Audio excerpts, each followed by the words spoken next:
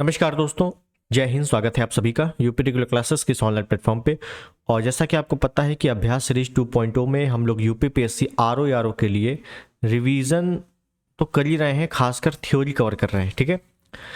और जैसा कि मैंने कहा था कि हम लोग पहले मॉडर्न हिस्ट्री, साइंस और जियोग्राफी, मैंने पॉलिटी बोला था लेकिन जियोग्राफी कवर करेंगे पहले, ठीक है ना, इंडियन जियोग्राफी, क्योंकि यहाँ से प्रश्न ठीक ठाक आते हैं। तो इंडियन जियोग्राफी अच्छे से कवर करेंगे हम लोग पूरा मैपिंग में और थ्योरी बेस में, साइंस और मॉडर्न हिस्ट्री, ठीक है ना। तो इन तीनों को पहले कवर करेंगे और जैसे ये तीनों समाप्त हो जाएंगे फिर आगे बढ़ेंगे। तो आज हमारी क्लास साइंस की है। साइंस में भी फिजिक्स हम लोग कवर कर रहे हैं पहले, और फिजिक्स में क्लास नंबर 2 है। पहली क्लास फिजिक्स की ऑलरेडी हो चुकी है, बहुत अच्छे से मैंने बताया। अगर आपको सेल्फ भी करना है, सेल्फ हिस्ट्री करना है तो कैसे करना है और इस चैनल पे कैसे होगी, ठीक। तो चलिए इसी को कंटिन्यू आगे करेंगे। उससे पहले चैनल पे नए हैं, सब्सक्राइब कर देना, वीडियो को लाइक कर देना और शेयर कर देना। ये वीडियो देखने से पहले ये फिजिक्स की क्लास नंबर 1 जरूर देखना, क्योंकि एक दूसरे से लिंक होंगी सभी क्लासेस। और जितना मैंने पिछले वीडियो में छोड़ा था उसी के आगे हम लोग कंटिन्यू करेंगे, ठीक है। तो चलिए शुरुआत करते हैं।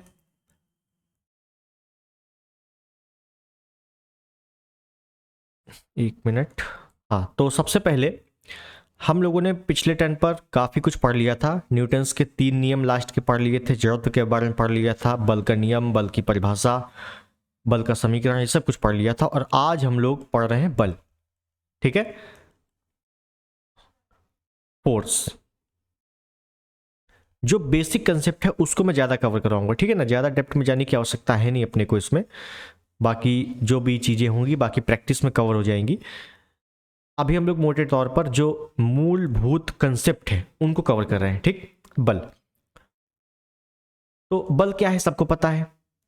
तो अगर मैं बल की परिभाषा बता दूं शुद्ध भाषा में, जो आनी नहीं है कभी, लेकिन फिर भी एक समझ लो कि बल वह कारक है जो किसी वस्तु की स्थिति में परिवर्तन का प्रयास करे, या किसी वस्तु की स्थिति में किसी वस्तु की स्थिति में परिवर्तन करे, उसी को बल कहते हैं।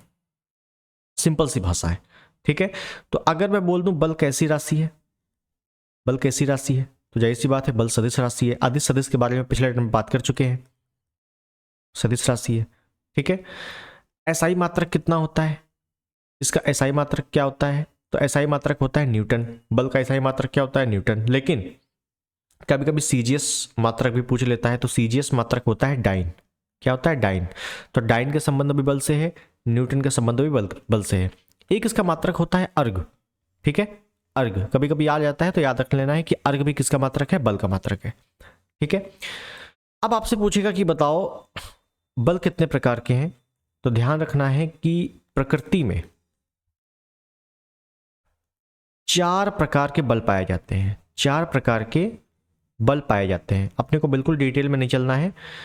अब ये 4 प्रकार के बल हैं तो कौन कौन से हैं, तो इसमें सबसे पहला बल आता है नाभिकीय बल, और ये बिल्कुल क्रम से लिख रहा हूं मैं बल, ठीक है, ऐसे ही प्रश्न आएंगे। एक होता है नाभिकीय बल, फिर होता है एक चुंबकीय बल। चुंबकीय बल को वैद्युत बल भी कह देते हैं, वैद्युत बल। फिर एक होता है वांडरवाल बल, वांडरवाल वांडरवाल बल होता है। और फिर एक होता है गुरुत्वाकर्षण बल, ये तो सभी ने पढ़ाई है, गुरुत्वाकर्षण बल, गुरुत्वाकर्षण बल। ये 4 प्रकार के बल प्रकृति में पाए जाते हैं, ठीक। अब यहां पे प्रश्न पूछेगा क्या, देखो इन चारों के बारे में डिटेल में भी बताना पड़ता है, लेकिन मैं आपको ओरली बता रहा हूं, ठीक है, लिखने की अभी आवश्यकता है नहीं। आपसे पूछेगा ये बताओ सबसे मजबूत बल कौन सा है, प्रकृति का सबसे मजबूत बल। तो सबसे मजबूत बल जो है वो क्या है, नाभिकीय बल। सबसे मजबूत बल नाभिकीय बल है। तो सबसे कमजोर बल कौन सा है, सबसे कमजोर बल गुरुत्वाकर्षण बल है। सबसे कमजोर बल गुरुत्वाकर्षण बल है, ठीक है। द्वितीय सबसे कमजोर बल, सबसे कमजोर बल। दूसरे नंबर का सबसे कमजोर बल कौन सा है, तो वांडरवाल बल है। और दूसरे नंबर का सबसे मजबूत बल कौन सा है, तो चुंबकीय बल है। द्वितीय मजबूत बल, ठीक है। ये प्रैक्टिस करोगे आप तो ये वाले प्रश्न बहुत आते हैं। पूछा है, सिंपल सा पूछा जाता है कि निम्नलिखित में से कौन सा सबसे मजबूत बल है, प्रकृति में सबसे मजबूत बल पाया जाता है।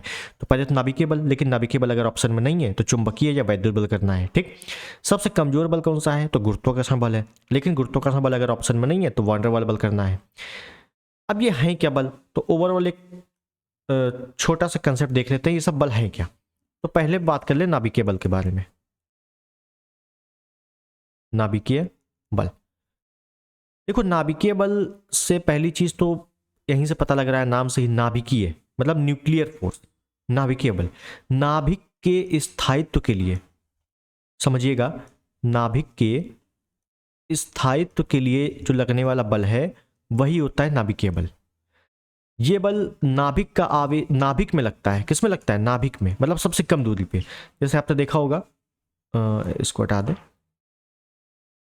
प्रोटॉन न्यूट्रॉन अंदर है और इलेक्ट्रॉन क्या कर रहे हैं, चक्कर लगा रहे हैं। इनके बीच जो बल लगता है वो कौन सा बल है, नाभिकीय बल, जो कि सबसे मजबूत बल है। बस इतना याद रखना है।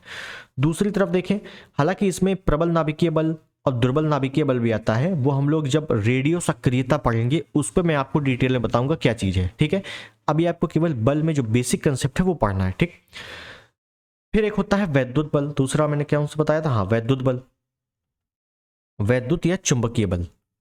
चुंबकीय बल जो कि दूसरे नंबर का सबसे मजबूत बल है, ये क्या होता है, तो ध्यान रखना है Q1 Q2 दो आवेशों के मध्य लगने वाला बल वैद्युत बल है।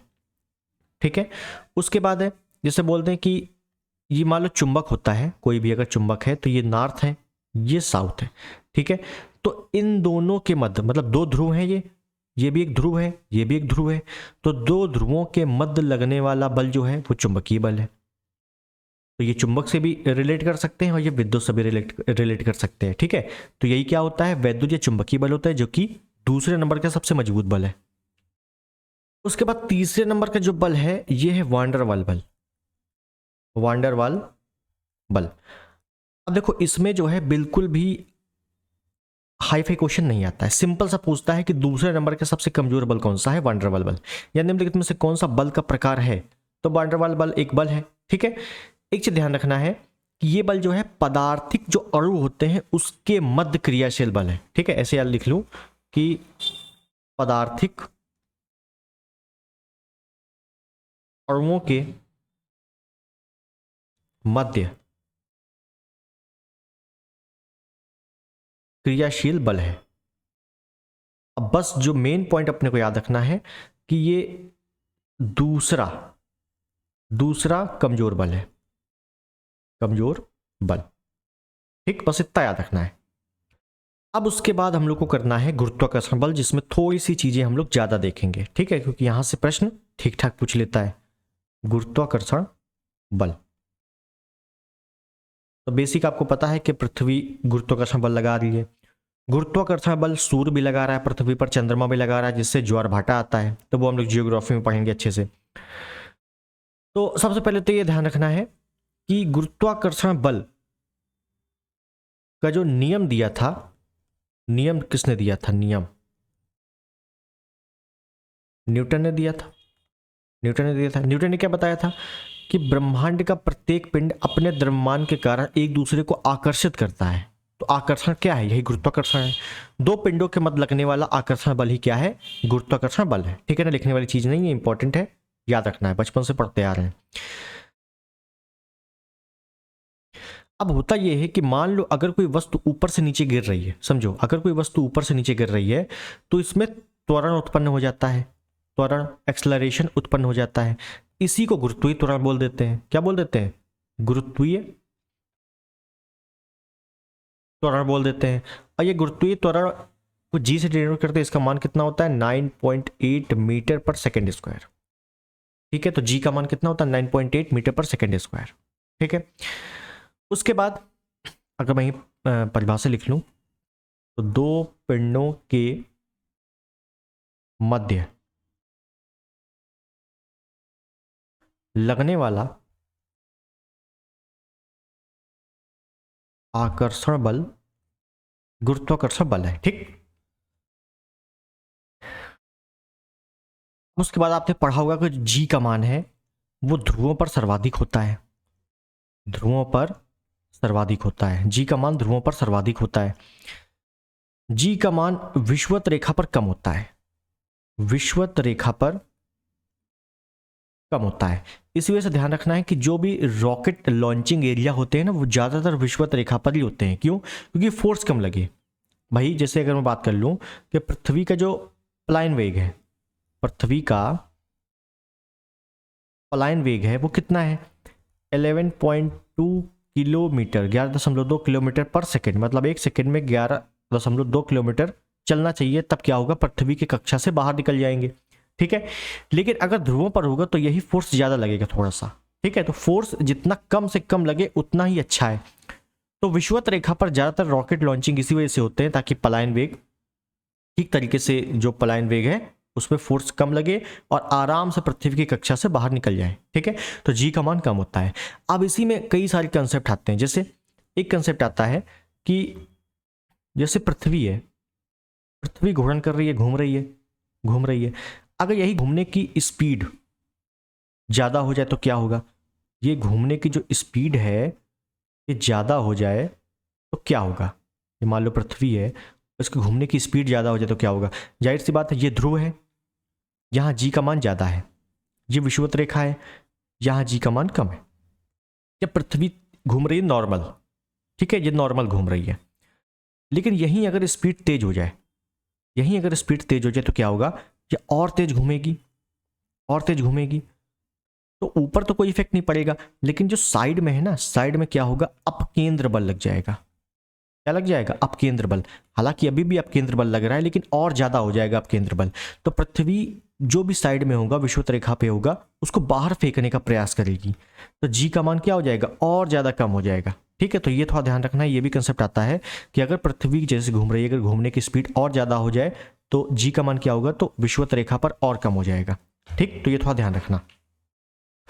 उसके बाद एक पॉइंट और यहीं पर लिख लेना है नोट करके कि पृथ्वी सतह से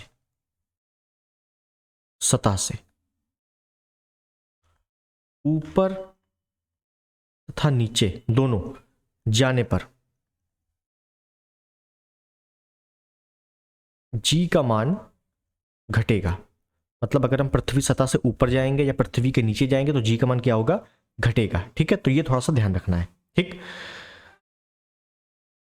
अब यहीं पर जैसे मैंने बताया कि जी का मान ध्रुवों पर सर्वाधिक है, विषुवत रेखा पर कम है, तो पृथ्वी के केंद्र पर कितना होगा? यह भी याद रखना, पृथ्वी के केंद्र पर जी का मान शून्य होगा। कितना होगा? शून्य होगा। ठीक है ना, पृथ्वी के केंद्र पर जी का मान कितना होता है? शून्य होता है। जी का मान कब बदलेगा, कैसे क्या होगा, वो समय में बता दिया आपको। ठीक है, अब यहीं पर अगर मैं बात कर लूं चंद्रमा की, चंद्रमा पर जो वायुमंडल है वो तो नहीं है या बहुत कम है। तो होता क्या है कि जितनी भी वायुमंडलीय गैसें आती हैं, अब जब देखो वायुमंडल कम है तो गुरुत्वाकर्षण भी कम है। ये भी याद रखो, गुरुत्वाकर्षण या ना के बराबर है। तो जितनी भी गैसें आती हैं, जितनी भी गैसें आएंगी चंद्रमा पर, वो सभी पलायन वेग के कारण तुरंत निकल जाएंगी। क्यों? क्योंकि जी का मान बहुत ही कम है। समझिएगा, कहने का मतलब यह है कि चंद्रमा पर वायुमंडल का ना पाया जाना पलायन वेग से संबंधित है। मैं पलायन वेग की बात कर रहा हूं। ठीक है, गुरुत्वाकर्षण बल कम है तो जी का मान भी कम होगा। जाहिर सी बात है, गुरुत्वाकर्षण मतलब जी का मान कम है। होता क्या है इस कारण कि जो भी प्रवेश करने वाली वायुमंडलीय गैसें हैं, वायुमंडल है, उसका पलायन वेग चंद्रमा के पलायन वेग से अधिक रहता है। इस वजह से जितनी भी गैसें हैं वो तुरंत निकल जाती हैं। ठीक है, तो ये पॉइंट मैं लिख दूंगा अच्छे से, इसको थोड़ा ध्यान रखना है कि चंद्रमा पर वायुमंडल का ना पाया जाना पलायन वेग से संबंधित है। जैसे पृथ्वी में पलायन वेग है, उसी प्रकार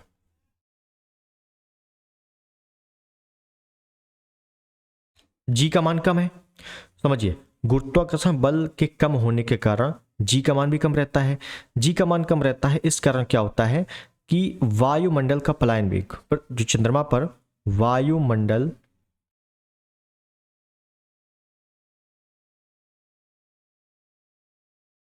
का जो पलायन वेग है, पलायन वेग चंद्रमा के पलायन वेग से अधिक होता है, अधिक रहता है।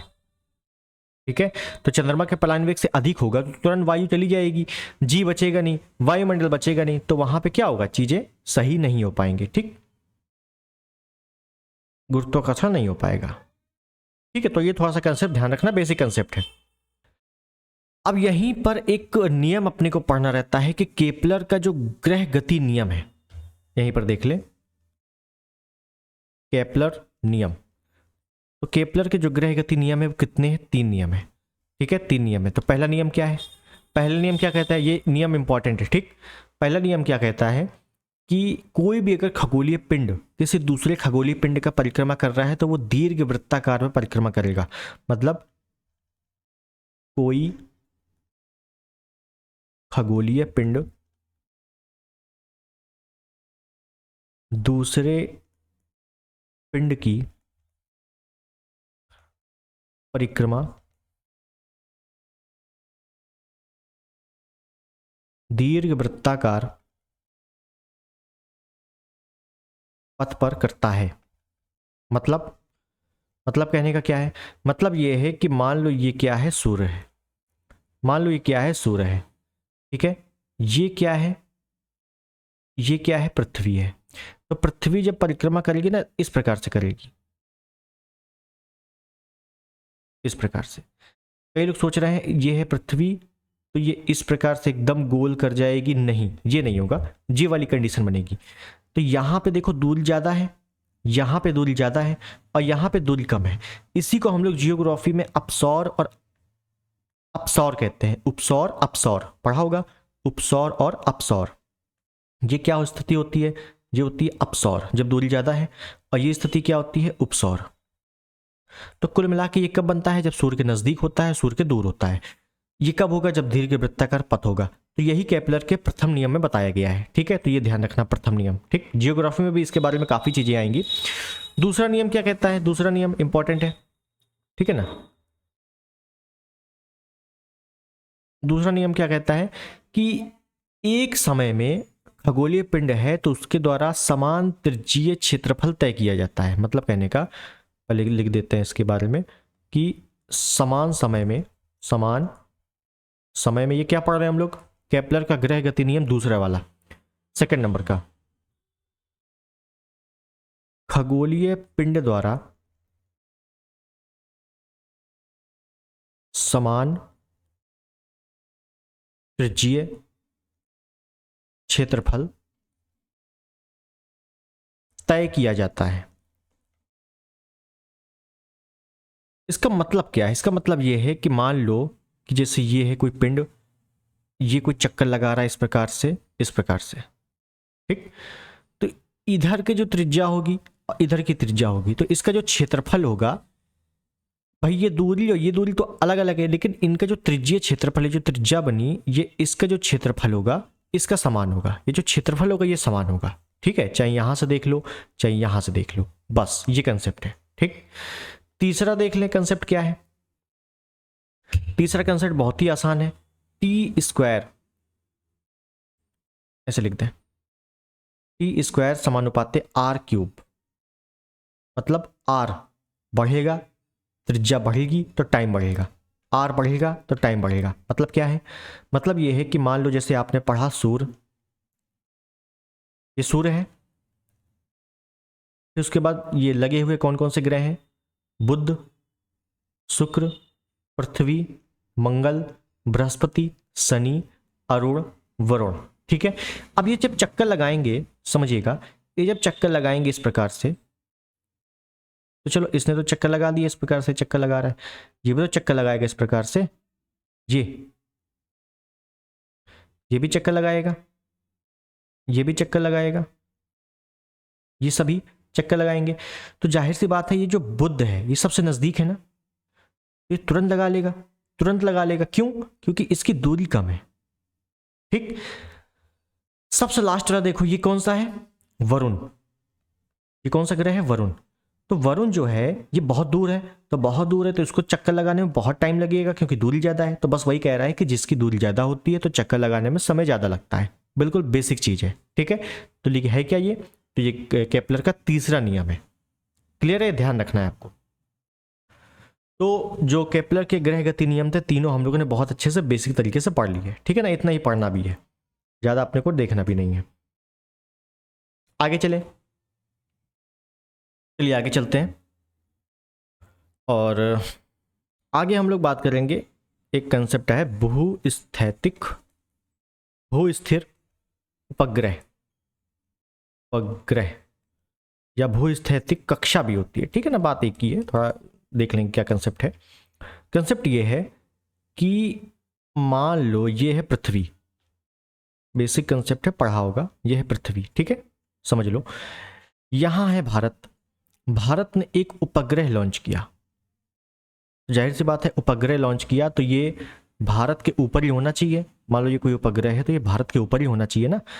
अब भारत जब पृथ्वी घूम रही है तो मान लो भारत की स्थिति यहाँ आ गई तो ये उपग्रह यहाँ आ गया, भारत की स्थिति यहाँ आ गई तो ये उपग्रह यहाँ आ गया।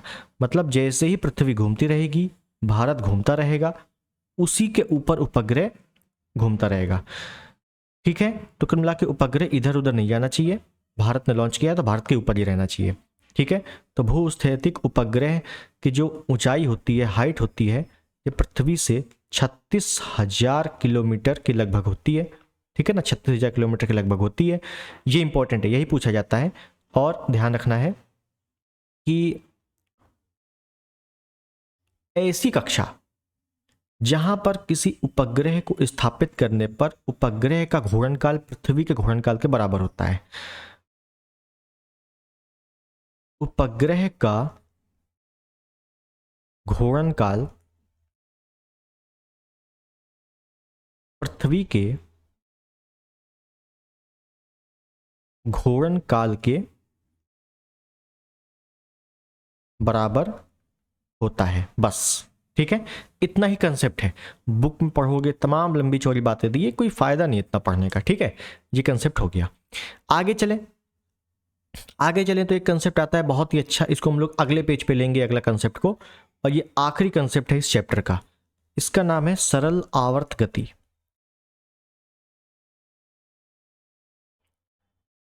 सिंपल हार्मोनिक मोशन बोलते हैं इसको, ठीक है। ये क्या है?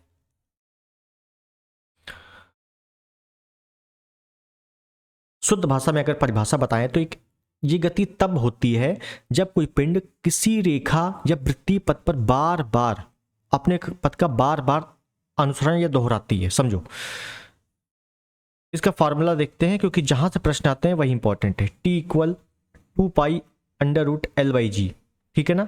ये इसका होता है फॉर्मूला। अब यहां से प्रश्न कैसे आएंगे वो देखो, ये फॉर्मूला हो गया। इसको हम लोग ये भी लिख सकते हैं, देखो 2π से कोई मतलब नहीं है, T=L/g ये भी लिख सकते हैं ना। L का मतलब क्या हो गया? L का मतलब हो गई लंबाई, और G का मतलब गुरुत्वाकर्षण, और T का मतलब आवर्तकाल, आवर्तकाल, ठीक। क्या प्रश्न आता है इसमें? एक ही कंसेप्ट बनता है, एक ही एग्जाम्पल बनता है, वो है झूला और पेंडुलम। पेंडुलम, बस दो ही कंसेप्ट बनते हैं इसके, ठीक है। यही दोनों आपको कवर करने हैं बस, ठीक। कैसे? आपको इतना पता है कि L अगर बढ़ेगा, समझिए, अगर L बढ़ेगा, मैं यहीं पर बता दूं आपको शुरुआत से, अगर यहां पे L की बढ़ेगा तो T भी बढ़ेगा, अगर L घटेगा तो T घटेगा, क्योंकि एक दूसरे के समानुपाती है। अगर G बढ़ेगा तो T घटेगा, क्योंकि ये व्युत्क्रमानुपाती है। ये आपको बेसिक पता है कि समानुपाती व्युत्क्रमानुपाती क्या होता है, ठीक। अब समझिए, अगर कोई व्यक्ति, पहला कंसेप्ट, कंसेप्ट नंबर 1, झूला झूलते समय कोई लड़की झूले पर खड़ी हो जाती है तो क्या होगा? झूला झूलते समय कोई जो व्यक्ति है वो खड़ा हो जाए, खड़ा हो जाए तो क्या होगा? देखते हैं, पहले डायग्राम में देखें क्या होगा। मान लो ये कोई झूला लगा है, ठीक है ना, इस प्रकार से झूला लगा है, ये ऐसे, ये बैठने के लिए गद्दी बनी है, ठीक है, ये इस प्रकार से झूला है। अब कोई व्यक्ति झूला झूल रहा है, झूला झूल रहा है और वो खड़ा हो रहा है, खड़ा हो जाता है। मान लो पहले कोई व्यक्ति अगर झूला झूल रहा था इस प्रकार से, इस प्रकार से, अब यही व्यक्ति कैसे हो गया, अब यही व्यक्ति इस प्रकार हो गया, इस प्रकार हो गया। तो यहां पे देखो, यहां पे जो दूरी थी, यहां पे दूरी यहां तक थी, यहां तक थी, और यहां पे दूरी कितनी हो गई, यहीं तक हो गई। तो आप ये बताओ ये लंबाई ज्यादा है कि ये ज्यादा है? तो जाहिर सी बात है ये वाली लंबाई जो है ये कम है, सॉरी उल्टा हो गया, ये वाली लंबाई जो है ये ज्यादा है और ये वाली लंबाई जो है ये कम है। आप देख रहे हो क्या हो रहा है, भाई झूले पे बैठा तो पैर नीचे तक लटके थे ना, तो लंबाई ज्यादा थी, और ये जब खड़ा हो गया तो पैर ऊपर आ गए, लटकने का मामला ही खत्म, तो लंबाई कम हो गई। तो लंबाई क्या हो गई है, अगर खड़ा हो गया है व्यक्ति तो लंबाई क्या हो गई है, कम हो गई है। अब लंबाई कम तो टी कम, लंबाई अगर कम तो टी भी कितना कम, टी मतलब आवर्तकाल कम, आवर्तकाल कम। तो झूले की जो स्पीड है वो क्या होगी, झूले की स्पीड क्या होगी, स्पीड तेज हो जाएगी। देखो यहां पे कंफ्यूजन होता है, कैसे कंफ्यूजन होता है कि आवर्तकाल समझ नहीं पाते लोग, समझो। पहले बताओ ये लंबाई और ये जो लंबाई बढ़ गई घट गई, ये मैंने अच्छे समझा दिया आपको, ठीक है। लंबाई कम हो गई है, खड़ा हो जाता है तो लंबाई कम हो जाती है, तो मतलब आवर्तकाल भी कम हो जाता है। आवर्तकाल कम का मतलब है कि अगर कोई झूला 5 मिनट में 100 बार इधर उधर झूला झूल रहा था, तो वही अब स्पीड तेज हो गई, सॉरी स्पीड लंबाई घट गई तो आवर्तकाल घट गया लेकिन स्पीड बढ़ गई। मतलब अब हम उतने ही टाइम में ज्यादा झूला झूलेंगे, झूले के जो फेरे होंगे वो ज्यादा हो जाएंगे, बस ये कंसेप्ट है। मेरी बात समझे, आवर्तकाल कम होगा तो स्पीड ज्यादा हो जाएगी। आवर्तकाल का मतलब है टाइम जोन, टाइम कम होगा तो स्पीड ज्यादा होगी। पता नहीं है कि स्पीड ज्यादा है, अगर हम गाड़ी से कहीं जा रहे हैं तो हम स्पीड ज्यादा कर देंगे तो टाइम कम लगेगा, बस वही है आवर्तकाल, समझ रहे हो। अगर स्पीड धीमी कर देंगे तो आवर्तकाल ज्यादा लगेगा, भाई टाइम ज्यादा लगेगा, बस वही कंसेप्ट है इसमें, ठीक है।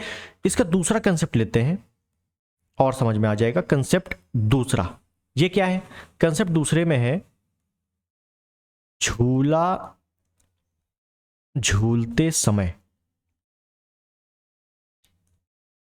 कोई भी अगर व्यक्ति झूला झूल रहा है तो व्यक्ति बैठ जाता है, व्यक्ति बैठ जाता है तो क्या होगा, कोई झूला झूल रहा है, ये है कोई झूला, ये कोई झूला लगा हुआ है और व्यक्ति बैठ जाता है, इसका मतलब है पहले व्यक्ति खड़ा था, पहले व्यक्ति खड़ा था, अब क्या हुआ, अब व्यक्ति बैठ गया है, ये तो जाहिर सी बात है पहले एल यहां तक था, अब एल यहां तक हो गया, लंबाई बढ़ गई, यहां पे लंबाई बढ़ गई और यहां लंबाई घट गई। तो पहले लंबाई घटी हुई थी, अब बैठ गया तो लंबाई बढ़ गई, क्यों, क्योंकि पैर नीचे तक आ गए, लंबाई क्या हो गई, बढ़ गई, लंबाई बढ़ गई, इसका मतलब है टी भी बढ़ गया, आवर्तकाल बढ़ गया। मतलब झूले की स्पीड, झूले की जो स्पीड है वो क्या हो गई, वो घट गई, झूले की स्पीड घट गई। मेरी बात समझे, आवर्तकाल बढ़ गया, मतलब अब टाइम ज्यादा लगेगा, क्यों टाइम क्यों ज्यादा लगेगा, क्योंकि स्पीड घट गई है। अब हम अगर कहीं गाड़ी से जा रहे हैं तो हमने स्पीड डाउन कर दी है, तो क्या होगा भाई, टाइम ज्यादा लगेगा, मतलब आवर्तकाल ज्यादा लगेगा, बस सिंपल कंसेप्ट है, ठीक है। एक जो लास्ट कंसेप्ट होता है इसमें, कंसेप्ट 3 इसी में, कि झूले पर एक और व्यक्ति,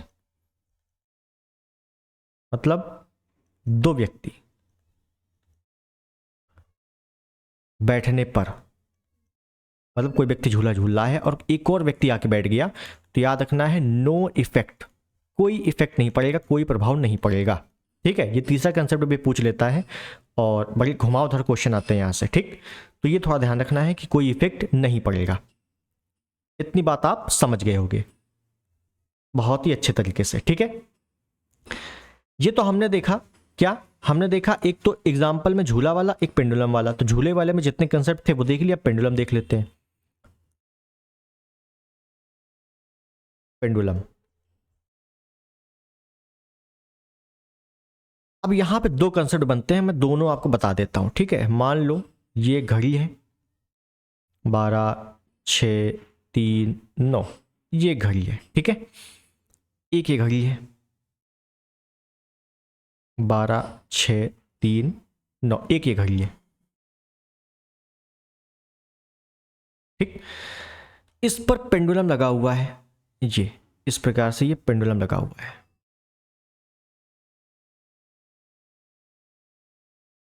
पेंडुलम होता है ना घड़ी में, ये पेंडुलम है, इसमें भी पेंडुलम है,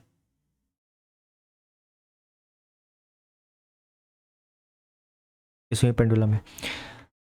अब आपको साफ साफ दिख रहा हो अगर, तो ये पेंडुलम की लंबाई मैंने ज्यादा रखी है, लंबाई मैंने ज्यादा रखी है, ये पेंडुलम की लंबाई मैंने कम रखी है। तो क्या होगा, फर्क क्या पड़ेगा? अगर पेंडुलम की लंबाई ज्यादा है इसका मतलब है टी भी ज्यादा होगा, ठीक है। ये दो कंसेप्ट हम लोग देख रहे हैं इसमें। और इस पेंडुलम की लंबाई अगर कम है, ये पेंडुलम नंबर 1 है, ये पेंडुलम नंबर 2 है, दूसरे वाले पेंडुलम की अगर लंबाई मैंने कम रखी है इसका मतलब टी यहां पे भी कम होगा, ठीक।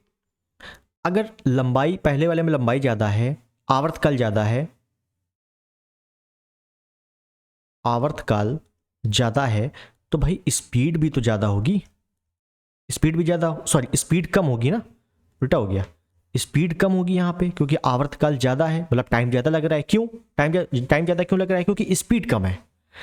अब यहां पे आवर्तकाल, आवर्तकाल टी कम है। अब जब आवर्तकाल कम है मतलब टाइम कम लग रहा है, क्यों? क्योंकि स्पीड ज्यादा हो गई है, स्पीड ज्यादा हो गई है, तभी तो ऐसा हो रहा है। होता कब है ये? आपने ऊष्मीय प्रसार पढ़ा होगा, गर्मी के दिनों में ऐसा लगता है कि दिन बड़ा हो गया है और ठंड में ऐसा लगता है कि दिन छोटा हो गया है। बेसिक जानकारी है, सबको पता रहती है ये सब चीजें कि भाई ठंडी के दिनों में दिन छोटा हो गया है, मतलब चीजें सिकुड़ गई हैं। ऐसे भी याद रखो कि ठंडी के दिनों में क्या होता है, चीजें सिकुड़ जाती हैं, और गर्मी के दिनों में चीजें फैल जाती हैं, प्रसार होता है ना। तो जब ठंड हो रही है तो क्या हो रहा है, चीजें सिकुड़ रही हैं, मतलब दिन छोटा लग रहा है, मतलब घड़ी की स्पीड बढ़ गई है। जो पूरा दिन ऐसा लगता था कि बहुत बड़ा दिन है, वो अब छोटा हो गया है, मतलब घड़ी तुरंत सुबह के 6 बजते हैं और तुरंत शाम के 6 बज जाते हैं, ऐसा लगता है।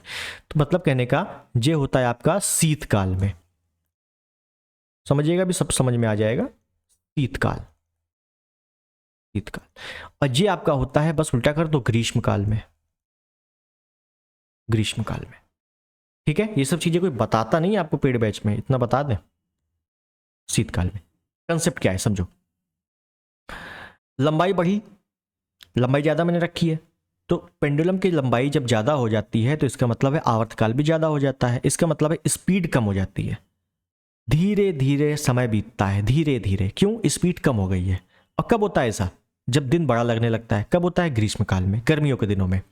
यहां पे देखेंगे दूसरे वाले में कि लंबाई मैंने ज्यादा रख दी है, लंबाई ज्यादा हो गई, सॉरी लंबाई मैंने कम रख दी है, लंबाई कम रख दी तो आवर्तकाल भी कम हो गया। आवर्तकाल का मतलब है, आवर्तकाल कम हो गया तो स्पीड ज्यादा हो गई, मतलब दिन अब बहुत तेजी से बीत रहा है, टाइम अब कम लग रहा है, सॉरी आवर्तकाल कम लग रहा है लेकिन स्पीड ज्यादा हो गई है। ये कब होगा? ये होगा सर्दियों के दिनों में। सर्दियों के दिनों में दिन छोटा लगता है, क्यों? क्योंकि स्पीड तेज हो जाती है, ठीक है। तो बस यही याद रखना है कि ये क्या है, ये आपका पेंडुलम है, आपका नहीं, घड़ी का पेंडुलम है, पेंडुलम, ठीक है। तो पेंडुलम में कब क्या स्थिति होगी उसके अनुसार क्या होगा, बस यही दो कंसेप्ट है, इसके अलावा तीसरा कंसेप्ट नहीं है इसमें। इसी को घुमा फिरा के बार बार पूछेगा आपसे, ठीक, ध्यान रखना इसको। तो ये हो गया अपना समाप्त। और बिल्कुल ऐसे ही आपको पीसीएस में, आरओ में, बीईओ में ऐसे ही कंसेप्चुअल क्वेश्चन जो होंगे उसके एग्जाम्पल और उसकी जो थ्योरीज हैं वहां से प्रश्न आएंगे। आप चाहे जितना किताबों में थ्योरीज पढ़ लो, रट डालो, कुछ नहीं आने वाला उससे, ठीक है। आप खुद ही एक बार पीवाईक्यू उठा के देखना, चीजें सब यहीं से आएंगी। तो आप चीज़ें समझ गए और अब चलते हैं आगे, ठीक है ना, समय अभी बचा हुआ है तो थोड़ी सी चीज़ें और अच्छे से कवर कर लें। और अगला हम लोग देखेंगे ऊर्जा, ठीक है, ऊर्जा जिसको बोलेंगे एनर्जी। छोटा सा टॉपिक है, इसको भी कवर कर देते हैं। तो ऊर्जा क्या है? तो भाई कार्य करने की क्षमता को, कार्य करने की क्षमता को ऊर्जा कहते हैं, ठीक है। और एक कंसेप्ट आता है, यहीं पर लिख लेंगे, कार्य करने की दर को शक्ति कहते हैं, शक्ति, ठीक है। तो ये दो कंसेप्ट ध्यान रखना, कंफ्यूजन हो जाती है। कार्य करने की क्षमता को ऊर्जा कहते हैं और कार्य करने की दर को शक्ति कहते हैं, ठीक। ऊर्जा का जो मात्रक होता है हम लोग कैसे व्यक्त करते हैं इसको? जूल से व्यक्त करते हैं, जूल से। कार का मात्रक भी जूल होता है, ऊर्जा का मात्रक भी जूल होता है। जब कार आएगा तो देखेंगे, ठीक है। ऊर्जा संरक्षण का नियम क्या कहता है कि ऊर्जा को ना तो नष्ट किया जा सकता है, ना तो नष्ट कर सकते हैं, ना ही उत्पन्न कर सकते हैं, क्या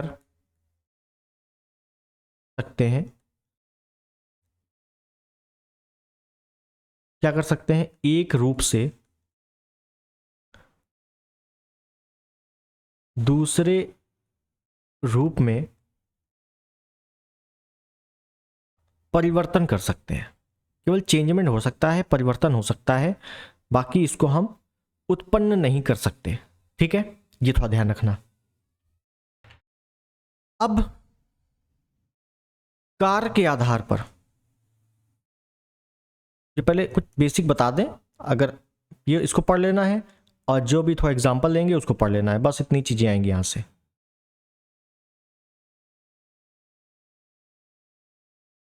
कार्य के आधार पर ऊर्जा दो प्रकार के, ऊर्जा के कितने प्रकार? दो प्रकार। कौन कौन से? एक होता है गतिज ऊर्जा, एक होती है स्थितिज ऊर्जा। स्थितिज ऊर्जा, स्थितिज ऊर्जा, ठीक है। काइनेटिक एनर्जी इसको बोल देते हैं, काइनेटिक एनर्जी, और इसको बोल देते हैं पोटेंशियल एनर्जी, ठीक है। ये थोड़ा ध्यान रखना क्या है दोनों में। पहली बात तो गतिज ऊर्जा और स्थितिज ऊर्जा है क्या? नाम से ही पता लग रहा है, जो चीज गति है, जिसमें गति है, जिसमें स्पीड है, वो गतिज ऊर्जा है। जिसमें स्थितिज है, मतलब जो स्थित है, जो रुकी हुई है, उसमें स्थितिज ऊर्जा। इसमें कुछ बड़ी चीज नहीं है बोलने के लिए, ठीक है। एग्जाम्पल ले ले या पहले फॉर्मूला देख ले। हाफ mv² काइनेटिक एनर्जी बराबर हाफ mv² और पोटेंशियल एनर्जी बराबर mgh, ठीक है। तो पहले तो आपको ये फार्मूला याद होना चाहिए, यहां से चीजें थोड़ी बहुत पूछ लेता है कंसेप्चुअल। अब एग्जाम्पल यहां से पूछे जाते हैं, जैसे चली हुई गोली में, आपसे पूछेगा चली हुई गोली में बताओ, चली हुई गोली में, भाई गोली अगर चल रही है बंदूक से तो क्या होगी? स्पीड होगी ना, गतिज ऊर्जा होगी, बेसिक सा पॉइंट है। बहते जल में, भाई अगर जल बह रहा है तो क्या होगी? गतिज ऊर्जा होगी। हवा में, हवा रुकती है क्या? नहीं, बहती रहती है, तो गतिज ऊर्जा है, गति है उसमें, बस बेसिक कंसेप्ट है। स्थितिज ऊर्जा क्या है? तो बांध बनाकर रोका गया पानी, मान लो बांध बनाकर रोका गया पानी में कौन सी ऊर्जा है? स्थितिज ऊर्जा। क्यों? क्योंकि पानी रुक गया ना, पानी को रोक दिया गया है जबरन। चाबी वाली घड़ी में या खिलौने में, हाँ इंपॉर्टेंट ये है, ये भी क्वेश्चन आता है कि चाबी भरे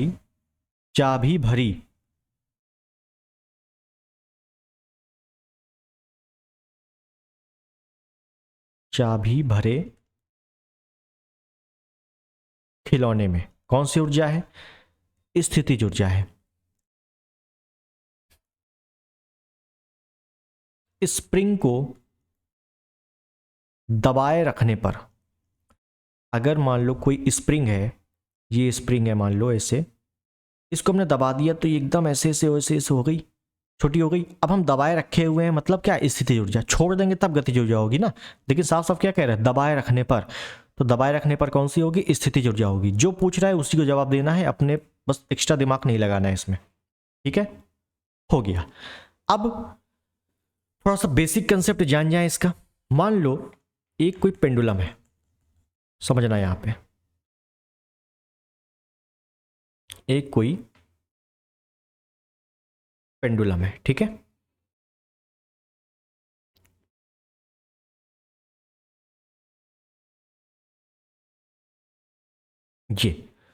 ये इसमें लटकाए हुए हैं भार, ये एक ही चीज है, ठीक है, एक ही है।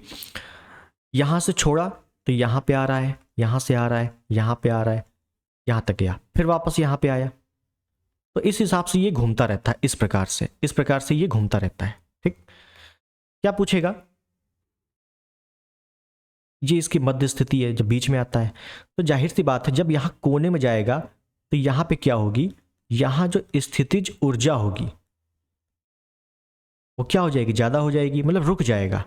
बीच में क्या होगा, बीच में इसके गतिज ऊर्जा ज्यादा होगी, गतिज ऊर्जा ज्यादा होगी। क्यों, क्योंकि जैसे ही ये बीच में आया तो स्पीड तेज हो गई, फिर यहां पे जाएगा। जैसे ही बीच में आया, मान लो यहां से स्पीड तेज, फिर यहां से जाएगा स्पीड तेज और तेज, फिर यहां पे जाएगा पर रुक जाएगा, और 1 सेकेंड या बहुत ही माइनर रुकेगा और फिर वापस आएगा, इधर वापस आएगा, फिर वापस आएगा, फिर यहाँ पे स्पीड तेज, फिर वापस आएगा, और फिर यहाँ पे जाने पे फिर रुक जाएगा, अब फिर इधर जाएगा। समझ रहे हो कैसे रुक रहा है, कहाँ जा रहा है, बिल्कुल घर में आप प्रैक्टिस कर सकते हो इसकी। तो यहाँ पे कोने में पहुंचते ही स्थिति ऊर्जा है, बीच में जाते ही गतिज ऊर्जा ज्यादा हो जाएगी, और बीच में जाते ही स्थितिज ऊर्जा क्या होगी, स्थितिज ऊर्जा क्या होगी, वो कम हो जाएगी। ठीक है, बस ये कंसेप्ट थोड़ा सा पूछ लेता है आपसे, थोड़ा ध्यान रखना है इसको, ठीक। अब ऊर्जा का परिवर्तन, मेन यहां पे क्या इंपॉर्टेंट है, ऊर्जा का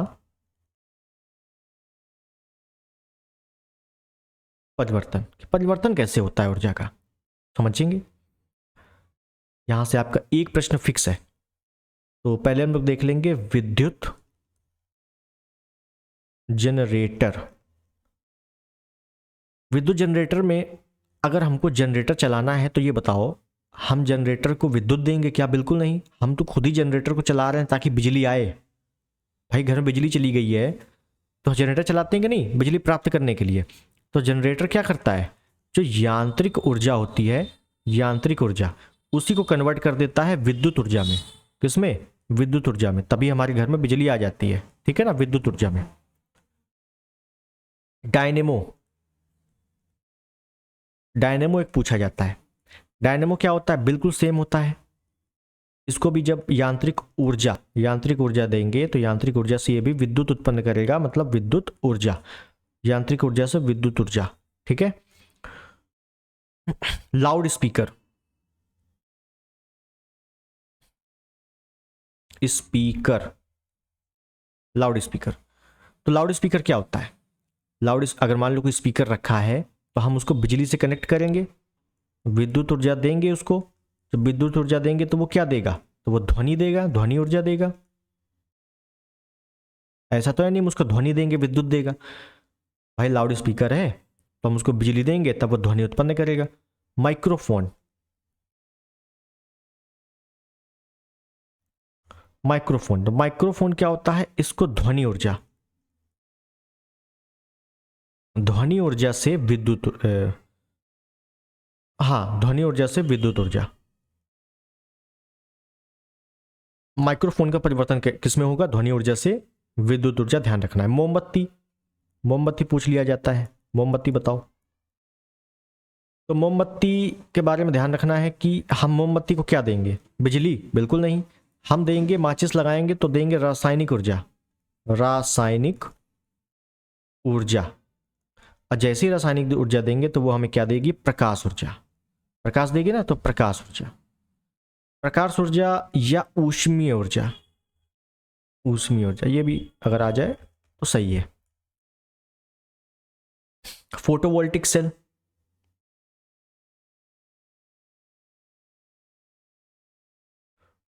फोटोवोल्टिक सेल या सौर सेल,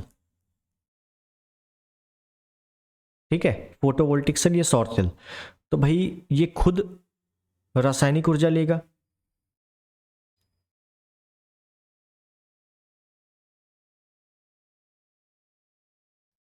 या सूर्य से प्रकाश ऊर्जा लेगा, और फिर हमें क्या देगा, विद्युत ऊर्जा, विद्युत ऊर्जा। ठीक है, ये कई बार आ चुका है, याद रखना, फोटोवोल्टिक सेल वाला। हीटर, जो घरों में हीटर होता है, इसका एक बार आया था। हीटर क्या देगा, तो भाई हीटर को हम क्या देंगे, विद्युत ऊर्जा देंगे ना, बिजली से कनेक्ट करेंगे, विद्युत ऊर्जा देंगे, तब वो हमें क्या देगा, ऊष्मीय ऊर्जा देगा। क्या देगा, ऊष्मीय ऊर्जा। तो ये कुछ प्रकार के अपने ऊर्जा के परिवर्तन पूछे जाते हैं। सेल तो चलो, सौर सेल एक ही चीज हो गई।